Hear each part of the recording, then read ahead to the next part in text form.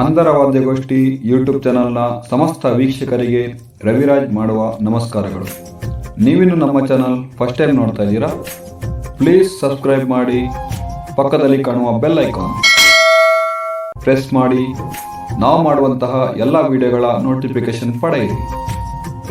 ನಾವು ಮಾಡುವಂಥ ವಿಡಿಯೋ ನಿಮಗೆ ಇಷ್ಟ ಆದರೆ ಲೈಕ್ ಮಾಡಿ, ಕಾಮೆಂಟ್ ಮಾಡಿ, ಶೇರ್ ಮಾಡಿ. ಸೀತಾಮಾತೆಯ ಜನ್ಮರಹಸ್ಯ.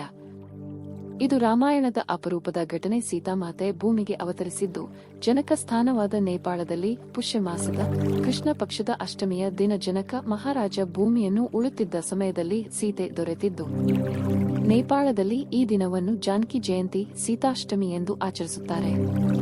ಭೂಮಿ ಪುತ್ರಿ ಸೀತಾದೇವಿಗೆ ಒಬ್ಬ ಸಹೋದರನಿದ್ದಾನೆ. ಅದು ಹೇಗೆ ಎಂದರೆ, ಸೀತಾರಾಮರ ಕಲ್ಯಾಣ ಸಮಯದಲ್ಲಿ ವಧುವನ್ನು ಮಂಟಪಕ್ಕೆ ಕರೆತರುವಾಗ ಹುಡುಗಿಯ ಸಹೋದರ ವಧುವಿಗೆ ಸುಗಂಧ ದ್ರವ್ಯವನ್ನು ಸಿಂಪಡಿಸುತ್ತಾ ಕೈ ಹಿಡಿದು ಲಗ್ನ ಮಂಟಪಕ್ಕೆ ಕರೆತರಬೇಕು. ಧಾರೆಯ ಸಮಯ ಬಂದಿತು. ಶಾಸ್ತ್ರಕ್ಕನುಸಾರವಾಗಿ ಪುರೋಹಿತರು ಮದುಮಗಳನ್ನು ವಧುವಿನ ಸಹೋದರ ಮಂಟಪಕ್ಕೆ ಕರೆತರಲಿ ಎಂದರು. ಆದರೆ ಜನಕರಾಜನಿಗೆ ಗಂಡು ಸಂತಾನವಿಲ್ಲ, ಹೇಗೆ ಎಂಬ ಚಿಂತೆ ಎಲ್ಲರಿಗೂ ಶುರುವಾಯಿತು. ವಿವಾಹದ ಸಮಯ ಆಗುತ್ತಿದೆ, ತಡ ಮಾಡುವಂತಿಲ್ಲ. ಸೀತೆಯ ತಾಯಿ ಪೃಥ್ವಿಗೆ ಇದರಿಂದ ಬೇಸರವಾಯಿತು. ಏನು ಮಾಡುವುದು ಎಂದು ಯೋಚಿಸುತ್ತಾಳೆ. ಅಂದಿನ ಸೀತಾರಾಮರ ಕಲ್ಯಾಣೋತ್ಸವದ ಸಂಭ್ರಮ ಕಣ್ತುಂಬಿಕೊಳ್ಳಲು ಮಂಗಳ ಗ್ರಹನು ಬಂದು ಅಲ್ಲಿ ಕುಳಿತಿದ್ದನು. ಸಭೆಯ ಮಧ್ಯದಿಂದ ತಟ್ಟನೆ ಎದ್ದು ಬಂದ ಮಂಗಳ ಗ್ರಹ, ನಾನು ಸೀತೆಯ ಸಹೋದರ, ನನ್ನ ಸಹೋದರಿಯ ವಿವಾಹದ ಈ ಶಾಸ್ತ್ರಗಳನ್ನೆಲ್ಲ ನಾನು ಮಾಡುತ್ತೇನೆ ಎಂದು ಮುಂದೆ ಬಂದನು. ಅಲ್ಲಿದ್ದವರಿಗೆಲ್ಲ ಆಶ್ಚರ್ಯವಾಯಿತು. ಇಂದಿನ ತನಕ ಕೇಳರಿಯದ ಈ ಸಹೋದರ ಈಗ ಎಲ್ಲಿಂದ ಬಂದ?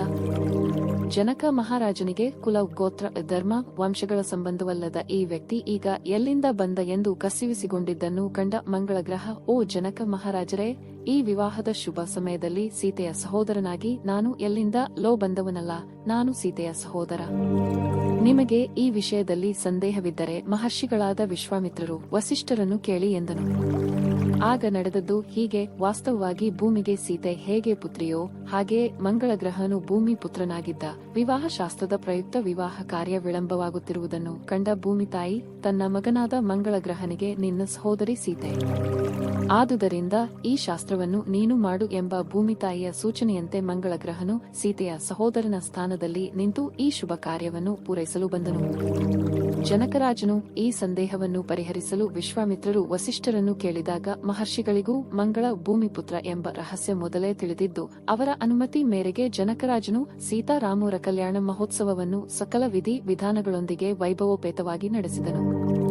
ಮಾರ್ಗಶಿರ ಶುಕ್ಲ ಪಕ್ಷದ 5ನೇ ದಿನ ಜನಕ ಮಹಾರಾಜನ ಮಗಳು ಸೀತೆಗೂ ಅಯೋಧ್ಯೆಯ ದಶರಥ ಮಹಾರಾಜನ ಮಗ ರಾಮನಿಗೂ ವಿವಾಹವಾದ ದಿನ. ಈ ದಿನವನ್ನು ಸೀತಾರಾಮರ ವಿವಾಹ ಪಂಚಮಿ ಎಂದು, ಜಾನಕಿ ಕಲ್ಯಾಣ ದಿನವೆಂದು ಆಚರಣೆ ಮಾಡುತ್ತಾರೆ. ರಾಮ ಸೀತೆಯ ಕಲ್ಯಾಣೋತ್ಸವದಲ್ಲಿ ಮುಕ್ಕೋಟಿ ದೇವತೆಗಳು ಸಂಭ್ರಮದಿಂದ ವಿವಾಹ ಮಹೋತ್ಸವ ನೋಡಿ ಮನದುಂಬಿ ಹಾರೈಸಿ ಆಶೀರ್ವಾದ ಮಾಡಿದರು. ಜನಕ ಮಹಾರಾಜ ಸೀತೆಯನ್ನು ಗಂಡನ ಮನೆಗೆ ಕಳಿಸುವಾಗ ಗೋಸಂಪತ್ತಿನ ಜೊತೆ ಮುತ್ತು, ರತ್ನ, ಐಶ್ವರ್ಯ ಸಂಪತ್ತು, ದಾಸದಾಸಿಯರು, ಕುದುರೆ ಕಾಲಾಳುಗಳು, ರಥ ಸಾರಥಿ ಎಲ್ಲವನ್ನೂ ಬಳುವಳಿಯಾಗಿ ಕೊಡುತ್ತಾನೆ. ಆದರೆ ಸೀತೆ ಅದೆಲ್ಲವನ್ನು ಬಿಟ್ಟು ಅವಳು ಆರಾಧಿಸುತ್ತಿದ್ದ ಪಾರ್ವತಿಯ ರೂಪ ಕಾಳಿಮಾತೆ ವಿಗ್ರಹವನ್ನು ಅಯೋಧ್ಯೆಗೆ ತನ್ನ ಜೊತೆಗೆ ತಂದಳು. ಇಂದಿಗೂ ಅಯೋಧ್ಯೆಯ ಚೌಟಿ ದೇವಾಲಯದಲ್ಲಿ ಕಾಳಿಮಾತೆಯ ವಿಗ್ರಹವಿದೆ. ತಾಯಿ ಪಾರ್ವತಿಯ ಅಪರೂಪದ ರೂಪ ಕಾಳಿ ಇಲ್ಲಿ ಸರ್ವಮಂಗಳೆಯಾಗಿ ಶೋಭಾಯಮಾನವಾಗಿ ದೇವಕಾಳಿ ಹೆಸರಿನಲ್ಲಿ ಪೂಜಿಸಲ್ಪಡುತ್ತಾಳೆ. ಮಹಾರಾಜ ದಶರಥನು ಈ ವಿಗ್ರಹವನ್ನು ಸಪ್ತಸಾಗರದ ಈಶಾನ್ಯ ಮೂಲೆಯಲ್ಲಿ ಸ್ಥಾಪಿಸಿದ್ದಾನೆ. ಅಂದು ರಾಣಿ ಸೀತೆ ಪೂಜೆ ಮಾಡಲು ತನ್ನ ಸಖಿಯರೊಂದಿಗೆ ಈ ದೇವಾಲಯಕ್ಕೆ ಬಂದು ಪೂಜೆ ಸಲ್ಲಿಸುತ್ತಿದ್ದಳು. ಹಾಗೆ ದಶರಥನಂದ ರಾಮನ ಕುಲದೇವರ ಹೆಸರು ಬಡಾಕಾಳಿ ಎಂದು. ಬಡಾಕಾಳಿ ಮಂದಿರವು ಅಯೋಧ್ಯೆಯಲ್ಲಿ ಇದೆ.